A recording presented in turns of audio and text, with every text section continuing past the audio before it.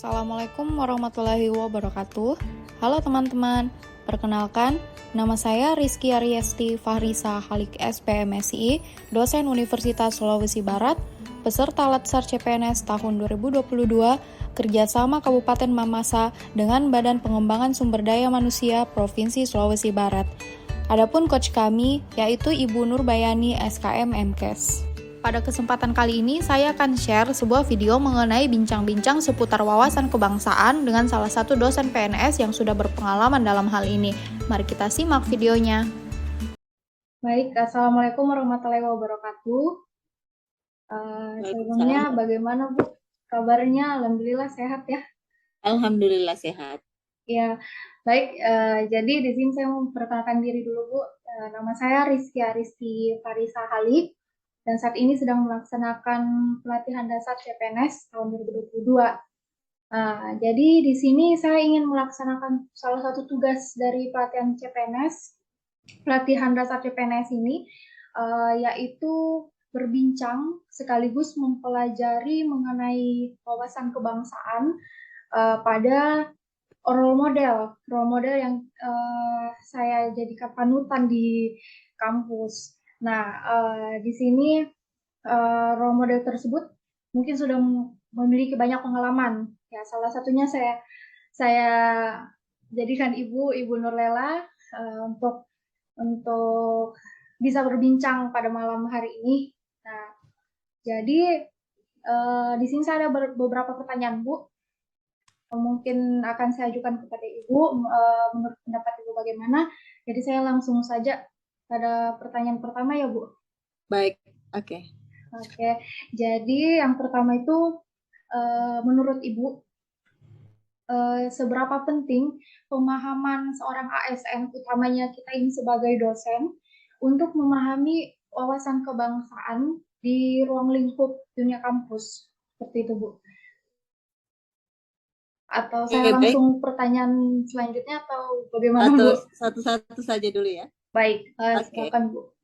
Jadi terima kasih sebelumnya ya Bu Rizky telah menjadikan saya role model dalam tugas latsarnya. Ini hari pertama ya. Iya, Semoga Bu. berjalan dengan lancar. Nah, terkait pertanyaannya sebagai seorang ASN, tentunya nilai-nilai dari wawasan kebangsaan itu harus kita aplikasikan ya, bukan hanya kita pahami tapi diaplikasikan.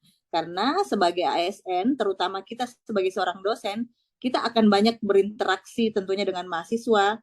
Nah, tentunya pembentukan karakter yang akan kita lakukan kepada mahasiswa harus menanamkan nilai-nilai wawasan kebangsaan. Jadi, misalnya bagaimana sikap toleransi antar umat beragama, menghargai, kemudian mendengarkan pendapat orang lain, ya, menghormati agama ataupun kepercayaan yang berbeda, kemudian melakukan musyawarah ketika ada permasalahan dan lain sebagainya. Saya kira nilai-nilai itu harus kita resapi dan juga kita aplikasikan di dalam lingkungan kita. Oke.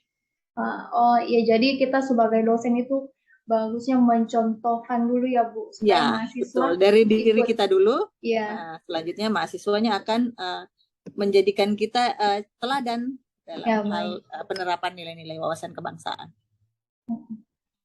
Selanjutnya saya ke pertanyaan kedua ya Bu. Jadi di sini misalnya Bu, ada sebuah kasus dalam kampus, seorang mahasiswa itu memprovokasi salah mahasiswa yang lain karena memiliki suku atau ras yang berbeda dengan dirinya. Jadi misalnya mahasiswa lain ini termasuk dalam kaum minoritas. Ibu sebagai dosen kira-kira bagaimana menyikapi hal tersebut? Terima kasih. Oke.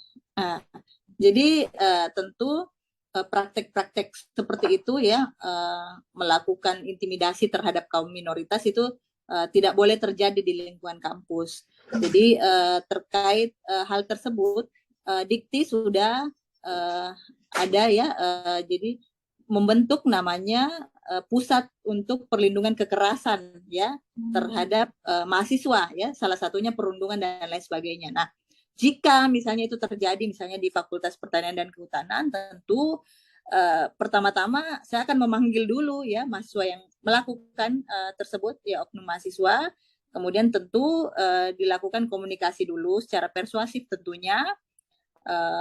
Kemudian memberikan penjelasan tentunya ya, memberikan nasihat sehingga dia bisa memahami. Nah, kalau misalnya pelanggarannya sudah parah, tentu dikembalikan kepada peraturan akademik tentunya.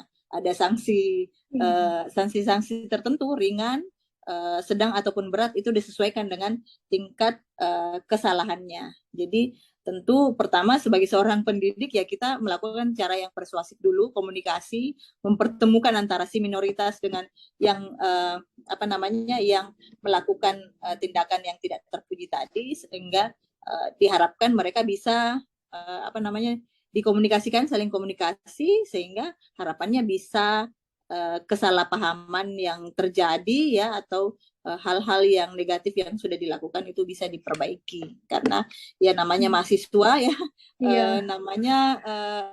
merasa selalu sebagai agent of change dan lain sebagainya. Jadi pencarian jati diri tentunya sebagai seorang dosen ya itu tadi persuasif, kemudian jika pelanggarannya berat ya akan dikenakan sanksi sesuai dengan peraturan akademik dan akan diadukan ke Satuan Pengawas Internal universitas yang bertugas untuk menindaki hal-hal seperti itu. Saya kira demikian. Wah, ya baik Bu. Jadi ceritanya ini mahasiswa dimediasi dulu ya Bu. Ya.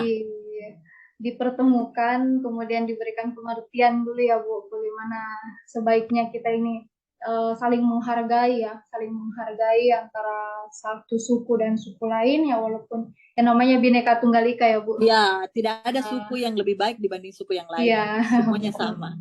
Apalagi kan kita ini di Unsulbar itu banyak sekali suku dalam situ Bu ya. Sangat banyak sekali pendatang. Jangankan mahasiswa, dosen-dosen juga seperti itu, banyak. Betul. Dari luar. Oke, ya Bu. Mungkin ada lagi yang ditambahkan Bu mengenai wawasan kebangsaan. Pada saat ini tadi tuh kami dikasih materi mengenai wawasan kebangsaan dan bela negara. Itu makanya kami ditugaskan untuk berbincang kepada mungkin yang sudah memiliki pengalaman dalam hal tersebut. Mungkin sedikit ya Bu Rizky ya. Yeah. Kita sebagai seorang ASN ya, tentunya saya secara pribadi ataupun secara lembaga sangat welcome ya, maksudnya ketika ada perbedaan agama ataupun suku itu adalah hal yang biasa, justru dengan perbedaan itu maka kita akan saling melengkapi. Nah, jadi saya tidak pernah menganggap adanya pendatang dan lain sebagainya, karena semua yang mengabdikan diri di Universitas Sulawesi Barat tentunya punya semangat yang sama. Jadi kita harus memandangnya selalu persamaannya, visi yang akan kita capai bersama, bukan perbedaannya. Saya kira itu. Jadi kita memiliki tujuan yang sama, yang membangun Sulbar ya Bu. Ya. Ya baik. Jadi mungkin itu saja Bu untuk pertanyaan saya untuk bincang-bincang hari ini. Sebelumnya saya ingin berterima kasih untuk waktu yang sudah diluangkan pada hari ini ya Bu. Sama-sama Bu Rizky, terima kasih juga sudah di-invite. Iya, terima kasih banyak Bu. Ya, sehat selalu Bu. Iya, amin. Semoga tugasnya berjalan lancar ya. Amin, amin. Terima kasih banyak Bu. Assalamualaikum warahmatullahi wabarakatuh. Waalaikumsalam warahmatullahi wabarakatuh. Sosok yang saya jadikan panutan dalam hal ini wawasan kebangsaan adalah Ibu Nurlela, SPMSI. Beliau merupakan sosok yang memiliki toleransi yang tinggi terhadap perbedaan, tidak membedakan suku, ras, ataupun agama, memiliki kesadaran sebagai warga akan diri dan lingkungannya, selalu menghargai pendapat orang lain, ramah dan sangat peduli terhadap mahasiswa. Jadi, sikap beliau ini merupakan suatu perwujudan dari sosok yang memiliki wawasan kebangsaan dan pantas untuk dijadikan role model. Itulah tadi video bincang-bincang seputar wawasan kebangsaan dan sosok role model di kampus. Semoga kita sebagai ASN nantinya juga memiliki wawasan kebangsaan, yakni memiliki kesadaran diri berbangsa dan bernegara. Terima kasih sudah menonton, semoga bermanfaat dan sampai jumpa di video selanjutnya. Assalamualaikum warahmatullahi wabarakatuh.